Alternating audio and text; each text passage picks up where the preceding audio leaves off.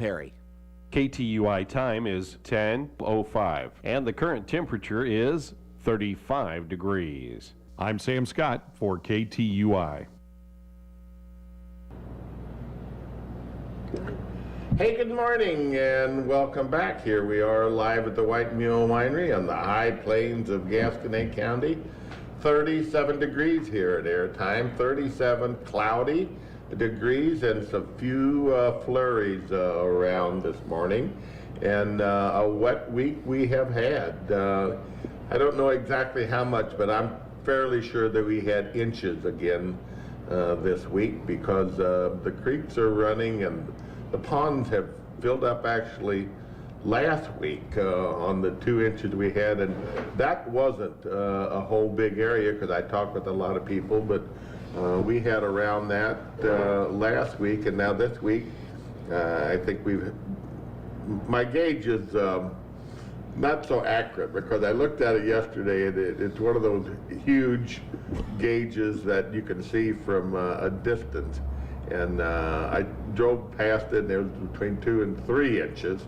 But this morning it was empty. So it leaks out. So, you know, this is not an official White Mule rain gauge, but we'll have to do something about that, Grace.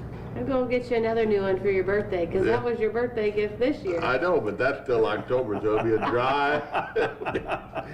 a dry year, there's no doubt. Hey, good for you to be along here this morning on KTUI, 1560 AM, 94.1 FM, or possibly you're watching on Facebook Live. If so, good to have you aboard here. This morning, we have my neighbor that has come in, and Gene Totoro is over 20 years that he's lived, 23 I think. He said he's lived next door, and a great neighbor that he is. And he's a guy that has a skill set that I've never, well, I don't have any skills to begin with, but his skill set is across the board, and whatever Gene does, he does right, and he's extremely good at it. And you know, I guess his original trade was probably, he owns his own truck and he does trucking, but you know, he sets up, he did all of our IT work for the last, 10 or 15 years here, and has and thank goodness, because I know zero about that. And now he's made a new website for us, and invite you to go to that and take a look at it, because that's part of his new strategy in business, I think, is to help people, as he has been doing throughout his lifetime, working on companies out of Oklahoma and building websites and doing IT work for him. But let me talk a little bit more about Gene and his family, because they're great neighbors, and we appreciate him. But whatever issue that I have, whether it's mechanics, that we have a lot of mechanical issues around here. There's no question about it at all. It's the operator, I think. You think it's operator? There's no question about it. Gene even come over the other night and help us run cows. He is a great neighbor, but not only the trucking and the IT stuff, but mechanics, and I mean very knowledgeable across the board in regard to all of this stuff, as well as being a trucker. And Gene and I have talked about just about everything in the past 20 years, and we might end up doing that today, because he's very versed in politics. He's very versed, in economics. Gussie and I was talking about it last night, that why Gene was maybe, as he is, and a lot of that is, I think when he was in a trucking and still does, some trucking. When you're on the road, Gene, you're exposed to a lot of information, aren't you? And you have a lot of thought time. Yes. That you can sit there and do things and think about things, and it's kind of why I like to drive. You know, that all goes with it, doesn't it? Yep. You kind of get some time to refresh your thoughts and strategize a little bit. And I, like you, a lot of times there with your headset, I've got a headset on my phone, so I talk and strategize with different things. Get a lot of different calls from people asking questions about how do I do this or that or whatever. So you know, your kids went to school with my kids. Yep. You know, and your kids are across the country and doing various things. But I know one of them's an actuary. You know, Yep. that is a pretty impressive thing. You know what I'm saying? I mean, those guys, their math skills have to be through the roof. You know, but. You know, people that, you know, sit down for insurance. Does he work for an insurance company? Yes. You know, sit down and, you know, figure out this, that, and whatever, and figure out what they're going to charge. Yep.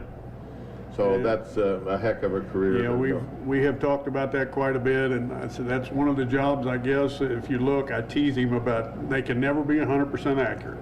They get as close as they can, but they're dealing with numbers that you and I can't imagine. I'm not 100% accurate either.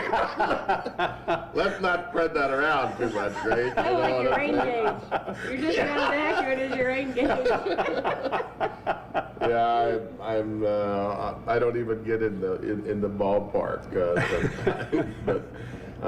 But no, in regard to, you know, your IT and your business here that you have been working, and you're going to make more of a commitment on time here because you've been doing our website and you're going to do more work on that. But if people haven't had the opportunity, I wish they'd go to White Mule Winery. Just put it on your computer and go to White Mule Winery and look at the work that you have did for us. I've been working on it for a little while. Now, we had a website before, you know, but this one here is it's a lot different, and it's, you know, it's a lot more user friendly, and there's a lot more information on it. A lot more information. And a lot more information to come, right? Yep.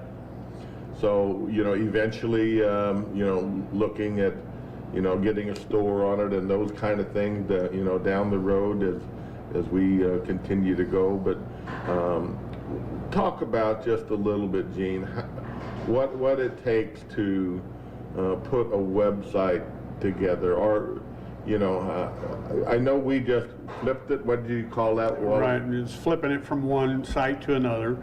You have to do that with DNS, it's called Domain Name Service. And they point to whatever server that your website is setting on. So, and that takes some time to propagate throughout the world, but when we design and build that, in your case, because you and I are neighbors and I'm familiar with your business, it was relatively easy compared to building a complete new from ground up, because you spend some time with a customer, taking pictures, trying to understand their business to build something that represents them.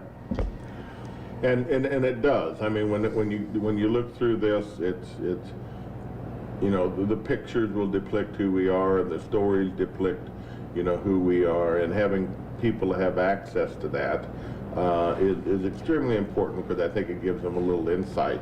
Yes. In regard to not only where the place is and what it looks like, but a little bit about what we try to do, what our goals are here at the White Mule, and what our mission is, and it's an easy way to get your story out there, you know. Absolutely. And now all we got to do is drive people to it, and you know, of course, they do use it, you know, a lot for, you know, anything. Just like me or you or whatever, you know, use, you know, the internet to get phone numbers, you know, to get businesses' address and those things, and this just shows a lot more about them. Yep. When you talk about, not too analytically, or, you know, but when you talk about the domain server and this being a world global situation, explain that a little bit, because there's a number there or something, a routing thing or whatever that each domain has, And no matter where you are in the world, these computers are all connected together, correct? Kind of like your cell phone? Yes. One thing that maybe some folks don't know, but the internet, that term came about, it's actually a combination of international network. Okay. And so that's worldwide, everything is connected. And of course, we all know today, security has been an issue and we have to deal with that. So there's different ways to control some of that. But primarily, DNS, the way that works, just like your phone number, that has to propagate through the phone system, just like DNS does. It changes the name. You see, like whitemulewinery.com is transitioned to an IP address. Computers talk with numbers. Okay. And that IP address is actually where your website is setting. We see that when you're sitting in front of a computer or on your phone. So that's a physical address. It is a physical address. That's correct. So is that latitude, longitude, anything to do with that? It can be. You can do records on your IP addresses to show exactly where that is at. Okay. So it's a number thing. All the computers are numbers, right? Yep. Karen told me that one time, and no wonder I don't understand. But you know, a letter is a number, right? That's right. So when you program everything on there, is just a whole series of dot or whatever. That's it. It actually breaks all the way down to two things: a 0 or a 1. All numbers. What? That it's called binary. It's zeros that and simple, one. huh? It's that simple. Yeah, well, it ain't that simple. So an A is 0, 1, or whatever, Right. or 1, 0. Right. Or 0, 0, 1, 1. Yeah. Is that it? And you get bits and bytes. I got bit one time. You ever bite anybody, Grace? Not yet. Wow. I mean, that is,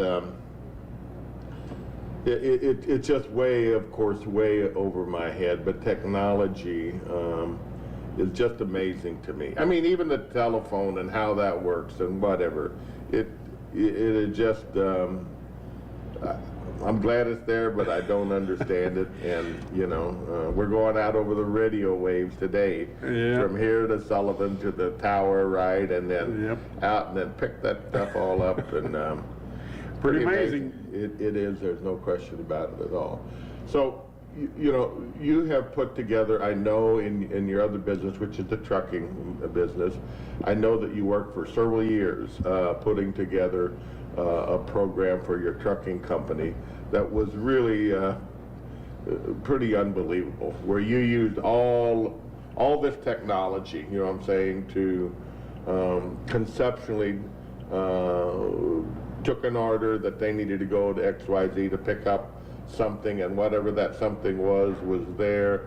When they were there, it kind of automatically put that in their inventory in their truck, right?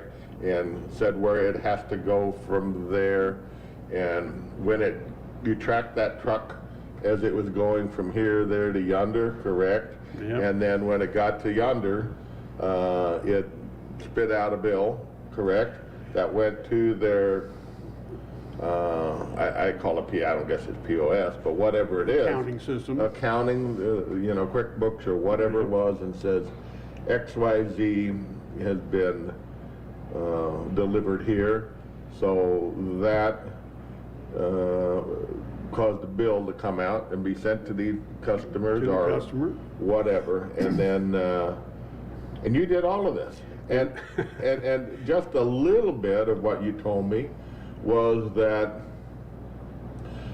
every state, okay, has a different, I mean, the federal government maintains everything, but every state has a different, you know, set of regulations that you have to follow. When you get out west, you see these guys pulling 3 trailers or whatever there, long and weight and whatever. So your system had to go into figuring out what state, you know, this was going to be going to and what the regulations were. and that was all automatically put in there so they wouldn't overload the trucks, right, or something to that degree? Yeah, and it gets a little tricky, but It gets a little tricky. when we call it an asset in the program, and so when you marry a truck and a trailer together, you've got empty weights of both of those vehicles, and then whatever that vehicle is licensed That's called for. a marry? Yeah, we call it, and they can be divorced and marry again to another Right. one, But most of the time in the car haul industry anyhow, most of the truck and trailer stay together. There are very, very few operations, they run around with different trailers. Because they're very unique. They are. They are very unique in regard to how they go. If you see these car haulers and, the hydraulics and those things that are on them, and certain lengths, certain trailers, Yep. certain whatever to fit, you've got a big old Kenworth there that is, but, if you had a single, not a single axle, but if you didn't have a sleeper on there, that would totally differently conform, wouldn't it? Yep. In regard to what Yep. kind of trailer you could put on. So you just can't go into a lot and Right. pick up any trailer. Especially what we that's out call there. a stinger, which is the fifth wheels that are close to the ground, where the truck's got a head rack. My old equipment that I had, or older, my last truck, we call it a 10 car. Some of them will do more. But those are completely different, and folks are shocked. They see those trucks going down the road with vehicles all over them, out over the hood and all the way to the back, and what it takes to make those work. For example, most people have no idea just the hydraulic system on it. There's over a mile on some of those of hydraulic lines. Wow. Because remember, there's hydraulic cylinders on both sides. Exactly. The hydraulics is powered from the truck generally, all the way back and through every cylinder and valve and everything on the truck. So if you took all of those lines and laid them out, most Wow. of them are right at a mile. That's amazing. That's amazing. And if you got a leak, you got a problem. Yes, you do. I mean, on my skid steer, I've got one about 3 foot long. Can't figure out where the leak is. And if that one that goes to my bucket leaks, it kind of leaks right at me. You know what I'm saying? So it's pretty easy to see. And that hydraulic fluid don't taste too good either. No question about it. So that part of this and working on them has given you all the experience you have and knowledge in regard to mechanics, and you grew up, your dad. I grew up. Your yeah. dad, who lives with you at this juncture, is, a great guy, and he's very patient. I can Yes. just tell that. Yes, he is. But he's exposed you to an awful lot. Yes, I can say this. Several of my uncles have said publicly to them, they're jealous of him, of the way, the patience he had, because even their kids like being around my dad. I've got a great dad. Karen said that Gracie said that about me. Right? Yeah, I got all kind of patience, right? sure. That's where I get it from too. Yeah, I wish I had more, but what can I say? Oh, well, it's, well, on your website business, you're kind of out there now, and you're willing to take on some clients, and you got a partner with you that helps you in Oklahoma with, Yeah. part of this stuff, because there's just an awful lot of work involved in all of this, and there's always a timeline on stuff. Oh, yeah. There's always a timeline kind of that's brewing, so it's just, if you're going to build a website from nothing, of course, the customer themselves really need to have some defining ideas on what they want. Yes. Correct? That's Yes. where you would start. Yeah. Do I want pictures on it? What do I want to say? What's your mission? When you open, all of this kind of stuff, right? Yep, every bit of that. And to get a general idea of what they do, you want to explain, what they do, what they offer, if it's a service or whatnot. Contact information, how to get in touch with them, when their hours, when they're open, what all they do. And, you know, I know you were questioning Grace and Karen more than me, because I don't know that much, but I know you were questioning them, you know, in regard to what our priorities were and how to get us to come up.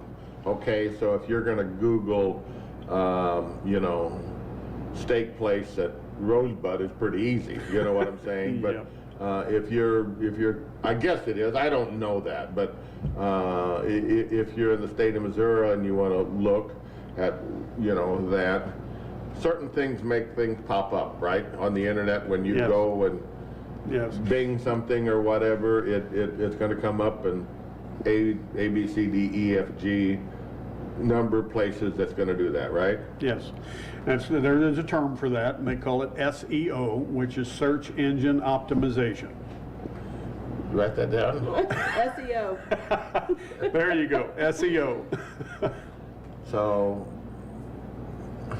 okay, and that is where in the network of computers that are out there. That's in the design of the website. There's certain code that nobody sees behind. Okay. That's embedded into the pages to allow the search engines to find that and index that information through their search engine. So if you search for a specific term, it finds that, there you go. So, I mean, while it is phenomenally confusing in how it works, okay, is out there, principally, it's reasonably simple. It can be. I mean, just say I want to say eating places or whatever. When you put that in, there's a code in there that all the eating places in that particular area or whatever is available, right? They're called bots, B-O-T-S, bots or robots, short for robots, on the internet that scan web pages and index all of this information. So it all depends on what you have listed. And some of the things that are listed are not visible. It's in the code. And there's certain areas in the code behind the website that the bots look at. Don't want to get real technical, but No. Well, it is amazing, the stuff. There's no question about it. And I don't know who today would think about starting a business or doing a business without, you know, some kind of connection to the internet, because I use it each and every day. You know? I use it, you know, every day. So it is almost a necessary function, you know, of having a business to have, you know, a place or website, you know, in order to explain to people. I think it fundamentally just how having you know, some way to do your books, you know what I'm saying, or have a banker to do it. It's part of that fundamental that you got to have anymore. Yep. Or a phone. Yeah, everybody's got a cell phone nowadays. And now now all of this is together, right? I mean, you know, you got your phone with you. There's not much you can't do on that, correct? Not anymore. It's limited. You're walking around with a pocket computer. So doesn't that get lots more technically difficult? Because here we got those computers in the office and, you know, they stay there. But when we got a cell phone, the other end of that moves around a lot. Yes. So that can be from anywhere. So how do they get, when you call that, or you want to bring our website up and you're in Sullivan, you know, on your phone, how does that work? Go to a cell tower and? Yeah, you're connected to cell tower all the time, you know, or generally, and that technology's come a long way from just the old analog days when it was simply a you know, cellular phone for phones. The data, they've added the data on there, so now it's just, like I said, it's like you're connected here. Your phone's online all the time. Well, Gracie's on duty all the time too, right? Except when I call her. Voicemail, huh? I've said before that, you know, get one of those things that around your neck, you know, that I've fallen and can't get up. I'm not going to put Gracie's number on. There's no way. Because I would, well, whatever. Sometimes you don't answer my calls too quickly, you know, but anyway, you know. I'd like to maybe add, I've been doing this technically, hobbyist, if you will. I got started back in the 80s with messing with computers when they first, before the internet come out, back when it was dial up and boards, you know, similar to internet, but you could go through and try to find information back then. So it's always been a hobby. That was my first experience with that. I know we talked a while ago about when you all was young, your article in the paper and my kids. I had a home network and did that, and all the kids, their friends would come over and they'd say, wow, because I got them games and had my network of computers. They all had computers in their house, so their friends would all come over and play games across one another back in the early 90s. Wow. So, I mean, I've been doing this a long time, and as a business as well. I've been in and out of, you know, I was an IT manager for a while at a Fortune 500 company. I don't know if that's something that you knew about me or not. I didn't. So I've been doing this a while. We're not a Fortune 500 company, just so you know. No, you have been doing it. There's no doubt, and I guess that's why you know, because you stuck with it, and you know, it's like anything else. You know, you start out here. You got all of that institutional knowledge. You started in the 80s. That's when, you know, Al Gore invented it, right? That's right. Just asking.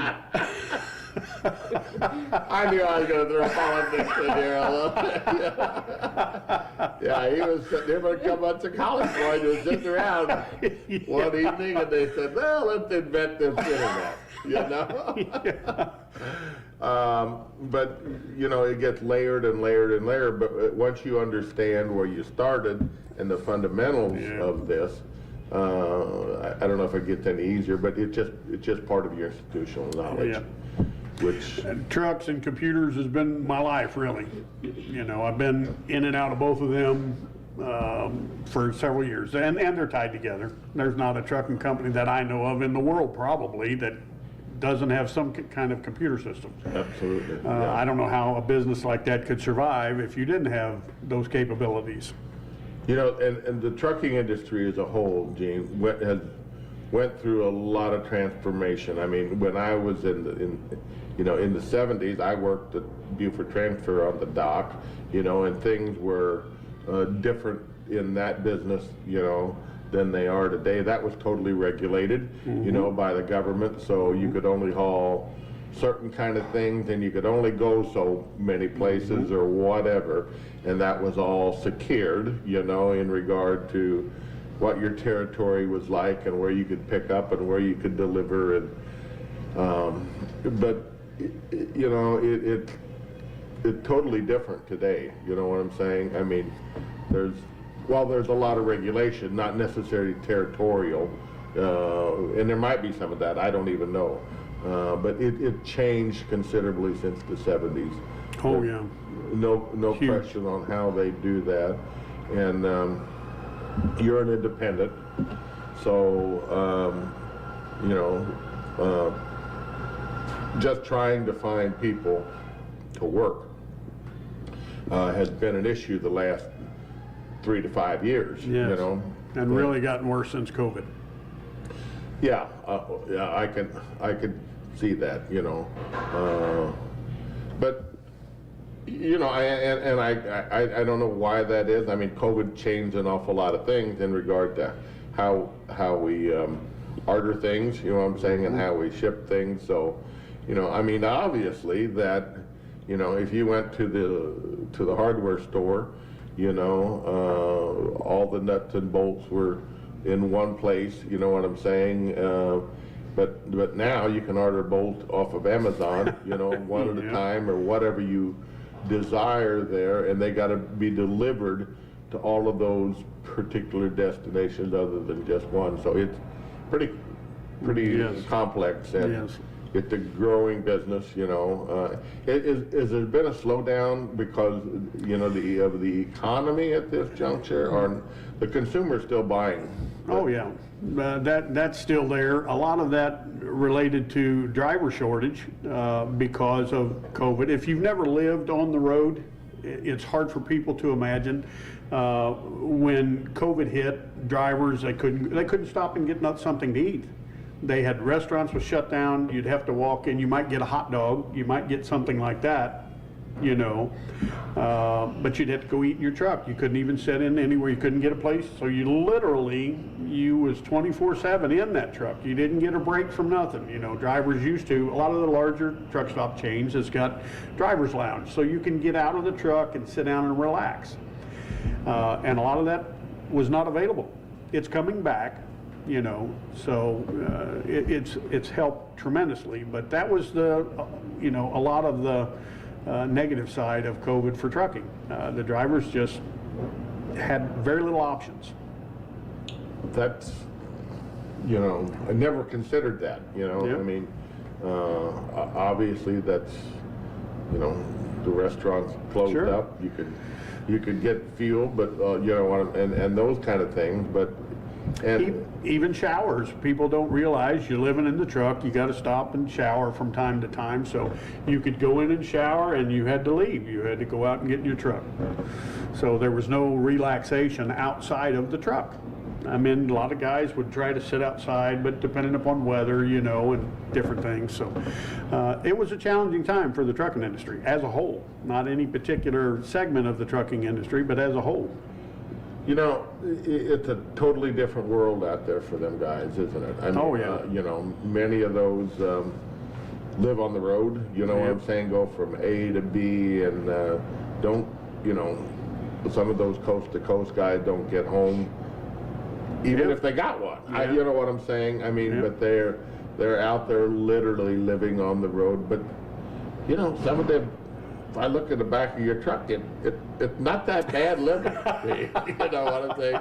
I mean, it's warm and dry, and some of them, you know, are pretty fancy. You know, and they need to be. You know what I'm saying? I mean, if you're spending that much time in there, you know, they're pretty nice. Some of them, maybe. We're fortunate living in a rural area. You know, we don't have a lot of the issues that a lot of people do, but. I've been doing this so long. I got started trucking actually in the 70s, right out of high school, and it was nothing. A lot of trucks didn't have air conditioning. They didn't have hoods. We call them cab over trucks. Air conditioning was the wing vents that would turn in. You know, no power steering, fans in the windshield. And you could pull in, and the truckers back then, and of course it's probably everywhere. The society, you know, has changed, but there was a kind of a club, you know, in truckers back in the day, and you pull in a truck stop at night and go to sleep. You could have sleeper doors or your front doors wide open. You didn't have those issues. Everybody was looking out for each other. And today you wouldn't dream of that. I could only imagine that. And the economics of trucking has changed also. I mean, somewhere where we were, how many gallons of fuel do you put in? Most trucks is 120 to 150 gallon each tank, so they'll carry 200 to 300 gallon as an average. You know, I was pulled in a truck stop. We were traveling somewhere, and you know, was in a restroom and talking with this trucker, and he was going to California. But I thought he said, you know, we were talking about fuel because it was higher, and I thought he said it cost him over $2,000 to fill up. Is that possible? Depending on the size of his tanks, but, Yeah. you know, you can do the math. Fuel Yeah. got over $5 a gallon. Right. You know, and if he run his tanks down low, so, you know, Yep. however many gallon times just $5, you know, and a lot of places was higher, more than 5. California and whatnot was 6, got up almost $7 a gallon, I believe. Is most of the trucking paid on so much mile? It depends on the industry. A lot of them, you know, different contracts that carriers have with companies, but it's all based around mileage. Mileage. So, and the goods you carry and the safety of those Yes. goods and the value of those goods. Yes. Commodities are the cheapest, I'm assuming, right? Yeah. You know, to carry, Yeah. you know, And partly, a lot of that, there's no driver hands-on on a lot of that. In other words, a shipper loads a trailer, they shut the doors, lock it, put a seal on it, so the driver never even, sometimes even sees what's inside. right. He gets handed paperwork, gets in the truck, takes off, and then when he gets to he's going, they check the seal on the back of the trailer doors. Yeah, it's not been opened, they'll pop it and then open the doors and they unload it. But when I was in Jeff City, I chaired transportation. So I carried all of the federal mandates, you know, in regard to, you know, transportation. And, you know, the federal government mandates what states have to do to some degree here. Yeah. And, I mean, I was handling the bill, so therefore I had to defend it. It was my job to defend it. So this was a time when the federal government says you don't necessarily have to speak or understand English to be a truck driver. You know, I had a difficult time with that, Gene, although it did pass, because if we didn't pass it, we were going to lose all of our federal transportation gas tax dollars back. But, you know, they said that, you know, because of the shortage or because of whatever, that you couldn't test a truck driver. You know what I'm saying? Based on him. Correct me if I'm wrong, I believe you're talking more about the NAFTA bill. Yes. So it's nuts. Yes. You know, it's nuts. But, you know, I guess, and you know, one of those drivers backed over. You remember that? One of those drivers hit my poles down there coming in because he got. You remember? Yeah. Because he went on 19, okay, and then he turned on Ruthermire Road, which is the gravel, and then he come out of that and come up here, and he thought he could change around, but he hit my poles down here when he was trying to do it. Couldn't speak a word English, and I said, I know, Lord. I know I caused this myself. You know? But it's crazy, although I guess with technology today, that little screen comes up and you go this way, you go that way, and it's all right. I mean, it made a difference in regard to that, and you know. You would not believe how many customers I get to that tell me the same stories. They walk in because the phones are a little handheld computer, and a lot of these folks has got translators on their phone. Right. And they will ask, the driver will hand the phone and point because he can't speak. You got to talk to the phone so he can interpret what you're saying. It's challenging. There's a lot of challenges in the trucking industry, and that's getting worse as far as that part of it. You know, but those apps and those things, I mean, when you go overseas, you know, they don't not allow us to come in there just because we can't speak their language. Right. You know, it is a bigger picture thing that you have to consider and look at, and you know, it's well, Tracy don't understand the language I speak most of the time anyway, right? You know? Usually it's not English. Usually it's not English. You have your own language. I do have my own language in my own hearing too, you know?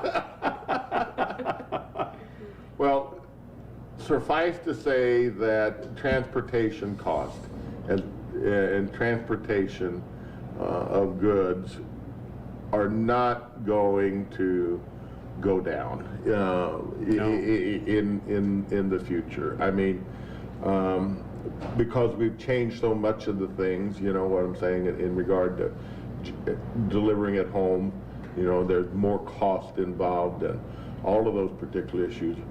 You can't look in your crystal ball and think that fuel is going to go down, which is probably, is that the number one cost? That's the biggest expense, yes. Fuel is a... So how many miles to, let's put math to that a little bit. You get how many miles? Depending on the truck and the load Right. and the weight and so on and so forth, but for years, the average was about 6 miles a gallon So 6 miles. across the board. Okay. So, you know, $1 a mile for gas or for Yeah. fuel, give or Yep. take. $1, so you put on, how many miles can you log a day? 500? Well, legally in our system today, we've got 11 hours of driving that you can do in a period. So 500-600 miles, whatever. Yeah, roughly you can get, depending on where you're at, again, if it's all interstate, you're headed, you know, coast to coast and whatnot, you're traveling through many states that's got 80 and 85 mile an hour speed limits now, so you can get up and log 700 miles in your 11 hours. Now that's pushing it. So, you know, $600-700, you know what I'm saying, a day. A day, A day for just that fuel alone. yes. You know, and, you know, labor has to be there. Wear and tear on your equipment, your total, your Trucks are teeth. cheap, aren't they? Yeah, yeah, they give them away today. You know, how much is one of those? Brand new rig like you got? Oh my. I looked that up for my dad, you know, because he was shot. My dad, my uncle was visiting one day, and we was talking about that. And sure, it's got a little bit in there. So, the truck with the sleeper that I have and the trailer, if I went and ordered a brand new one, similar spec'd out the way it is, it'd be almost $500,000. Wow. That's a bunch. Yes. But, well, there's no but to it. How many miles can you expect if you take care of it? Oh gosh, that's 2 million? That's endless. You know, I don't know that there is if you take care of it properly. And you know me well enough the way I take care of things. You know, my old truck right now has got 1.3 million on it. And you think there's another of that in it, maybe? Oh if you yeah. take- I just done a lot of work on it, you know, and refreshing the engine and entire drive line. And thank you, hon. Yep.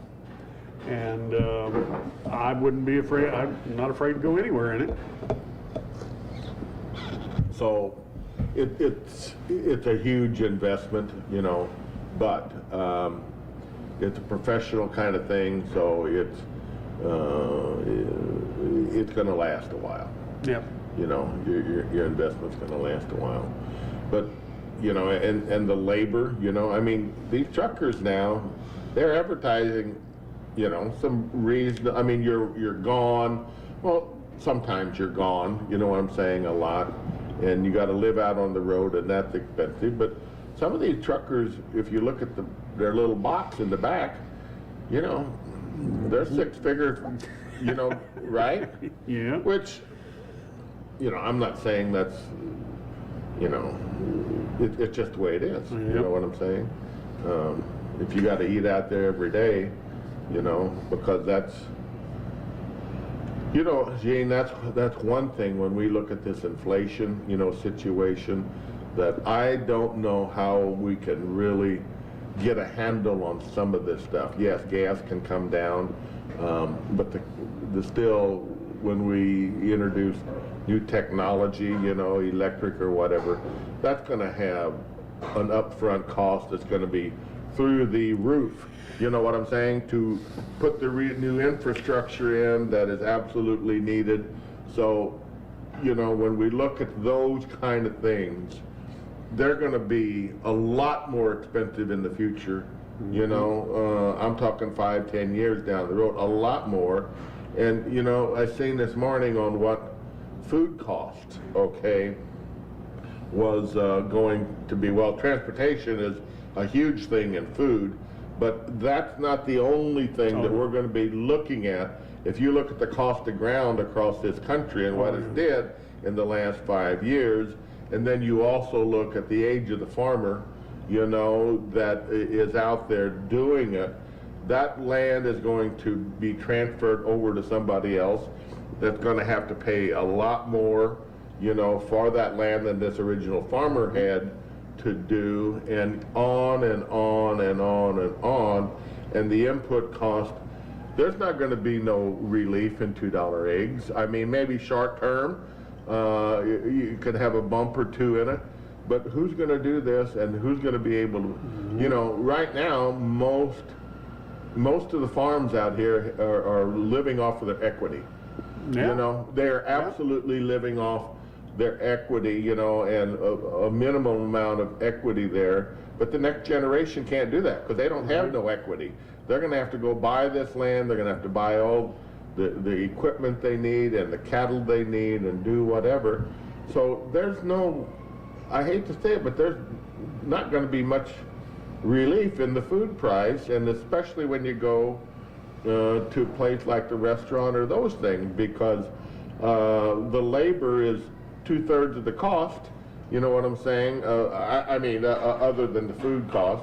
Right. But, you know, and I'm not griping because I want them to make good money too, but anyway, I don't see a whole lot of really decreasing prices as far as things costing more down the road in a lot of situations. Now, technology, you know what I'm saying, will help drive some of those costs down. They should be giving cell phones away pretty soon.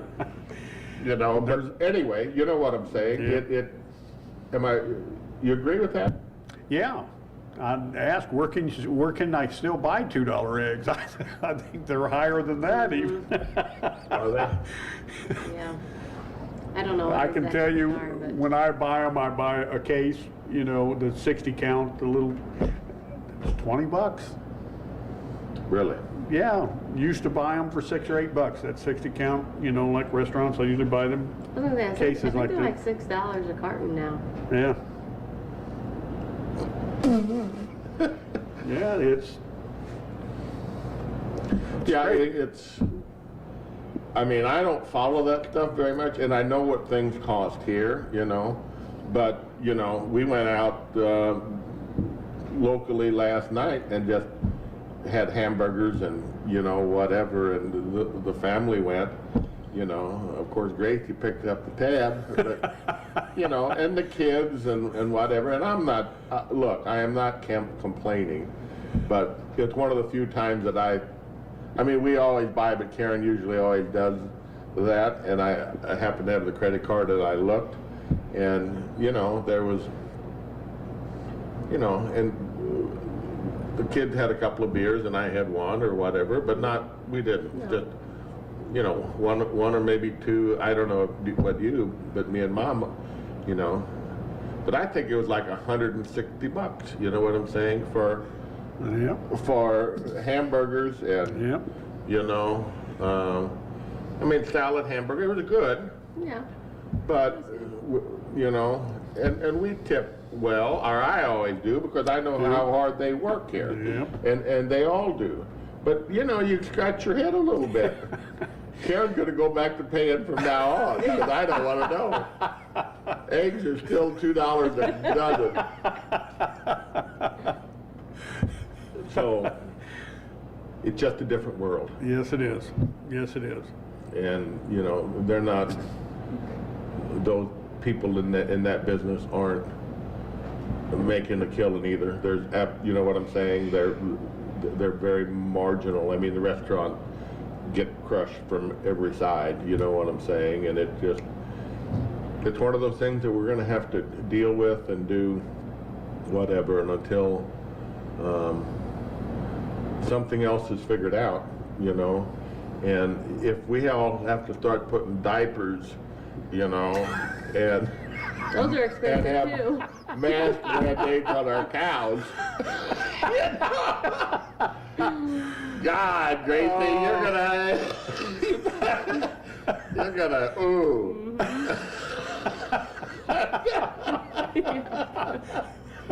You tell us about that, because I know Tucker my had goodness. something I on didn't know last you were night. going to bring that up. You all didn't see that, I'm assuming. I did. I watched the Mizzou game, by the way, and my goodness. that was a good ball game, by the way. We won that against Arkansas, and it was a great ball game. But tell me about Tucker. 'Cause I was on Tucker Carlson last night. Did you see that? They were didn't talking see about masking and diapers on cows.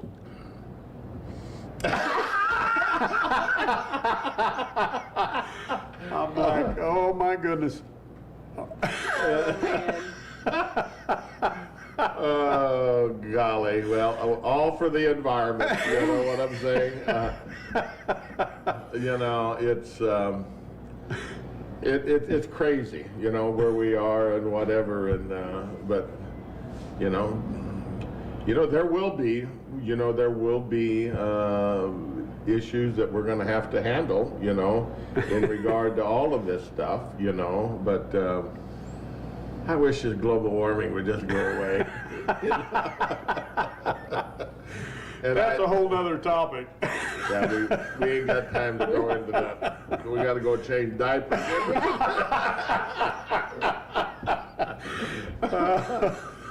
Well, Gene, it's certainly a pleasure to be talking with you, and you're going to come back because we got a whole array of things Yep. that we can talk about and do whatever. And I just appreciate you being here, and we're going to come back and talk with Gene just a little bit more. But at this juncture, Gracie is going to tell us what else is going on in our neck of the woods here.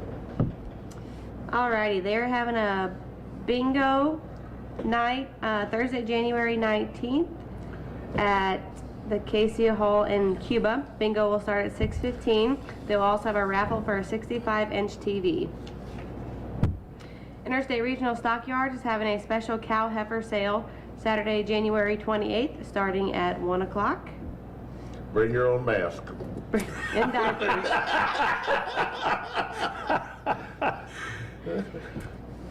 The Washington Bridal Extravaganza is this Sunday, January 22nd. That will start at 10:30 a.m. until 2:30. It's at the KC Hall in Washington. Us here at the White Mule, we will be there. Mom and I will be there. So if you're interested in having your wedding here at the White Mule, we would be happy to talk with you about that. And then Friday night, we will be serving our steak, beef kebabs, grilled shrimp, country fried steak, and Italian cheesy chicken from 5 until 8:30. Saturday, we will have pizza, wings, and hamburgers from noon until 5, and then our steak dinners after that. Sunday is all-you-can-eat pan-fried chicken from 11 until 3:30. Any entertainment this weekend? I do not believe so. No. If you don't believe so. Okay, we'll get out and, check some things out here. You know, if you're, this wedding thing at Washington is a big deal, you It know. is. I mean, it's, there's an awful lot going on.